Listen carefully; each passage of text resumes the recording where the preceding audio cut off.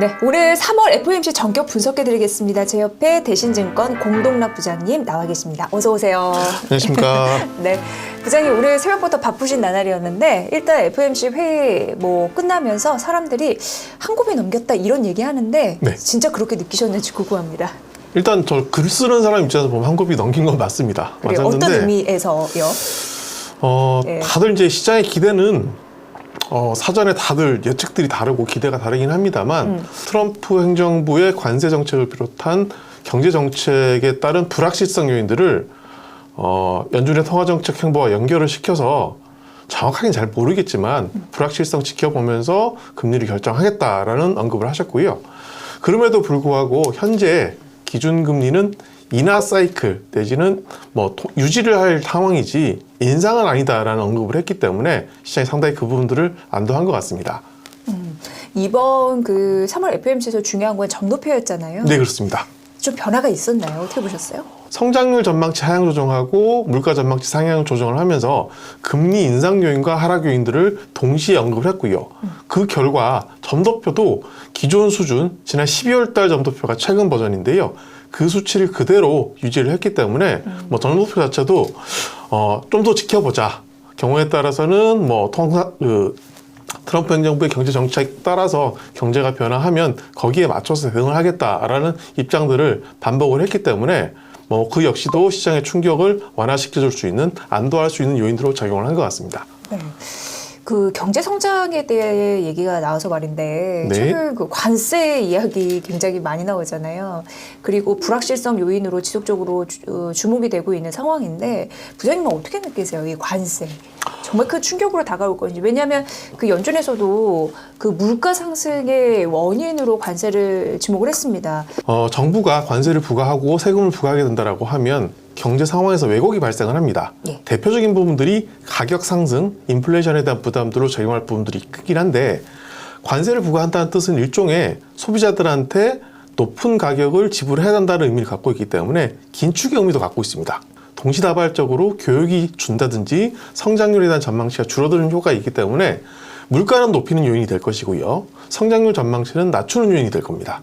그 부분들이 동시다발적으로 작동하다 보니 물가 상승은 당연히 기준금리 인상 요인인데 성장률 하락은 또 기준금리 인하 요인 아니겠습니까? 그 부분들 동시에 성장률 수치와 물가 수치를 한쪽은 상향하고 한쪽은 하향함으로 인해서 그 영향들을 어떻게 보면 쌤쌤 낮췄다 이렇게 볼 수 있을 것 같고요. 그 결과 기준금리도 동결을 하고 추이 상황을 지켜보겠다는 쪽으로 시장은 해석을 한 것 같습니다. 네. 최근 보면은 해외에서도 그렇고 미국의 경제 성장률의 전망치를 낮추는 흐름들이 나타나고 있는데요. 네, 기존의 수치가 2.1%였는데요. 1.7%로 하향 조정을 했습니다. 근데 1.7%의 의미 있는 숫자가 되는 게 현재 미국의 연준에서 내부적으로 전망을 하고 있는 잠재 성장률의 수치가 1.8%거든요. 예. 잠재 성장률도 하회할 수 있는 성장률이 나올 수 있다라고 얘기를 했기 때문에 단순히 성장률 수치를 하향 조정했다는 의미뿐만 아니라 잠재 성장률만큼도 성장을 못할 수 있다는 언급을 했기 때문에 나름대로는 성장률 조정폭이 크다. 상당히 유의미하게 조정을 했다라고 보시면 될 것 같습니다. 네. 물가도 중요하고 사실 이제 경제 부분에서는 고용도 굉장히 중요한 부분이잖아요. 네. 근데 큰 문제 없다고 지나갔나요? 아니요. 실업률 네. 숫자 전망치도 상향 조정을 해놨고요. 네. 물론 성장률 전망치를 큰 폭으로 하향 조정한 거에 비해서는 실업률 수치는 약간 상향 조정을 해서 성장률이 까지는 효과만큼 실업률을 반영한 것 같지는 않긴 합니다만 분명히 전체적으로 관세 효과라든지 그에 따른 불확실성 요인들이 적지 않게 성장이나 고용에 동시에 영향을 미칠 수 있다는 우려를 표명을 한 것 같습니다. 네. 3월 FOMC 이렇게 진행되는 거 보고 그리고 파월의 연준 의장의 기자회견을 보고 우리 채권금리의 반을 이렇게 면밀하게 보게 되잖아요. 네. 거기서 특징적인 부분은 있었나요? 나름대로는 교통정리를 해준 것 같습니다. 지금은 인하 내지는 동결할 상황이지 반대로 얘기하면 인상은 아니다라는 언급을 했기 때문에 채권시장 그 부분에 상당히 안도를 한 것 같고 그래서 고비를 넘겼다 이렇게 표현하는 그렇죠. 거. 시장금리도 단기물 중심으로 해서 2년물 많이 빠졌고 10년물 금리도 꽤 많이 빠졌습니다. 네. 그러면 고비를 넘겼다라고 말씀해 주셨는데 그 다음에는 그럼 투자자들은 어떤 마음으로 임해야 되는지 항상 반복되는 부분들이긴 합니다만 신규랑 기존 이렇게 나눠서 좀 들어볼까요? 신규요? 투자자들? 네. 투자자들 입장에서 보게 된다라고 하면 사실은 기준금리 인하에 대한 가능성을 여전히 시사를 했기 때문에 갖고 계시는 분들 입장에서 보게 된다라고 하면 인하에 대한 기대감들이 좀 부각될 수 있는 시점에서 채권을 갖고 있는 거를 팔 수 있는 기회가 있기 때문에 당장 안 팔아도 된다라고 말씀을 좀 드릴 수 있을 것 같고요. 새로 사는 분들 입장에서 보게 된다고 하면 금리가 낮아졌으니까 저가 매수할 수 있는 기회가 한 번은 상실된 거 아니겠습니까? 그런데 여전히 불확실성 요인들을 언급을 하고 있고, 물론 지금은 인하 내지는 동결이라고 얘기하긴 합니다만 관세 효과에 따라서 자칫 잘못돼서 또 인상으로 갈 수도 있는 부분도 있기 때문에 그런 부분들에 대한 기대가 반영돼서 시장금리가 뛰는 국면도 분명히 올 겁니다. 그러면 지금 레벨에서 사기보다는 시장금리가 좀 뛰는 국면들을 좀 기다렸다가 신규로 매수하시는 분들은 그 기회를 잘 활용하시면 좋을 것 같고요. 기존에 갖고 계신 분들 같은 경우는 어쨌거나 인하 기조에 대한 언급을 했기 때문에 좀 더 시간을 지켜보면서 매도를 할 수 있는 좋은 시점을 모색을 해보고 당장 매도를 안 해도 될 것 같습니다. 네, 그 트럼프 대통령이 사실 그 막강한 힘의 논리로 밀어붙이는 게 많잖아요. 네. 네, FOMC 끝나자마자 연준 그 기준금리 인하하라라고 또 압박성의 예, 저도 멘트 그런 보고 왔습니다. 멘트를 예. 하셨던데. 네. 계속 이런 일이 있을 거잖아요. 그럼 연준과 트럼프 대통령 그 행정부 간은 앞으로 그 줄다리기가 팽팽하게 이어지지 않겠습니까? 어떻게 보세요? 예, 당연히 그럴 것 같고요. 예. 실제로 트럼프 대통령이 당선되고 나서 곧바로 시장에서 관심은 파월 의장이 새롭게 이제 임기를 시작을 했는데 그 임기를 제대로 채울 수 있을 것이에 대한 의문도 많이 있었고, 그 직을 그대로 유지할지에 대한 관심들이 많이 있었는데 뭐 당장에는 큰 이슈가 없을 것처럼 지나가긴 했습니다만 그걸 있는 그대로 믿는 사람들 아무도 없었거든요. 대신에 연준의 입장이 중요할 것 같습니다. 지금은 상당히 경제 정책과 관련된 불확실성 요인들이 커져 있는 상태고, 거기에 맞춰서 매크로 변수들이 변하게 된다라고 하면 거기에 맞춰서 통화 정책으로 대응하겠다고 얘기했기 때문에 뭐 트럼프 대통령의 입장을 100% 무시한 것도 아닌 것 같고요. 뭐 경우에 따라서는 내릴 여지도 충분히 있어 보이기 때문에 계속해서 긴장감은 유지를 하긴 하겠지만 결국은 뭐 트럼프 대통령의 멘트가 곧바로 통화 정책과 연결시켜지는 부분들보다는 연준이 어느 정도는 중간에 해석을 해가면서 대응할 여지는 주면서 대응할 가능성이 크다라고 저는 전망을 하고 있습니다. 네. 우리나라가 한국은행도 지금 이런 얘기를 하거든요. 대외 불확실성이 지속이 될 것이다라고 하면서 변동성에 주의를 해야 된다 이런 얘기를 하는데 우리나라는 어떻게 보세요? 가계부채 문제라든지 금융안정 문제에 대해서도 적지 않게 예의주시를 해야 된다는 입장들이 하는 총재님뿐만 아니라 금통위원들 통해서 직간접적으로 확인이 되고 있기 때문에 어제 이제 부동산 정책이 한번 또 나왔죠. 네. 그리고 거기 연계돼서 금리 정책도 직간접적 영향을 미칠 거로 보고 있기 때문에 상당히 좀 함수가 복잡해졌습니다. 대외 여건들이라든지 불확실성 요인을 감안해 보면 성장률에 대한 하강률이 클 테니까 금리를 내려야 된다라는 부분들이 득세를 하겠지만 그 과정에서 함부로 금리를 내렸다가 또 가계부채 문제나 금융안정 문제를 훼손할 수 있기 때문에 상당히 좀 천천히 내지는 충분히 워닝을 줘가면서 내리겠다라는 입장들이기 때문에 나름대로는 대외 여건과 국내 여건들이 상당히 더 이전보다는 복잡해졌다라고 풀이가 가능해 보입니다. 그럼 부장님, 그 미국채와 국채 네네. 어떤 투자 전략이 더 유리할 수 있는 거예요? 예.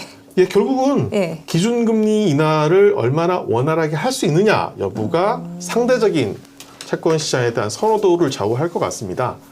미국은 기준금리 인하를 시작을 했다가 멈춘 상태고요.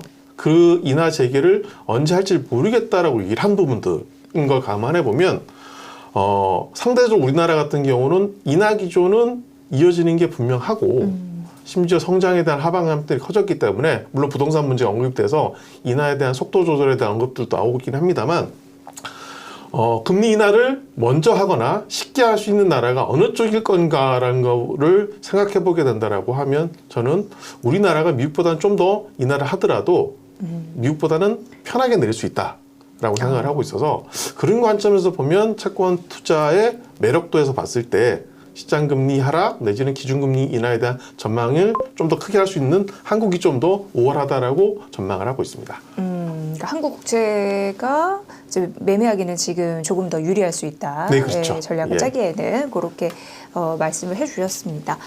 3월 FOMC 이렇게 보니까 이런 결론까지 나왔는데, 그러니까 정리를 해보자면 이전 FOMC와 가장 달라진 건 뭐라고 보세요? 달라진 게 없는 게 가장 달라진 것 같아요. 큰 변화는 없었다. 그 대신에 불확실성 요인들을 예. 언급을 해가면서 불확실성 요인들이 통화정책 행보에 반영될 수 있다는 부분들을 다시 한번 확인해줬다라는 부분들, 거기다가 그래도 최소한도 지금은 인상을 논할 때는 아닌 것 같다라는 부분들이 이전보다는 좀 명확해진 결론인 것 같고요.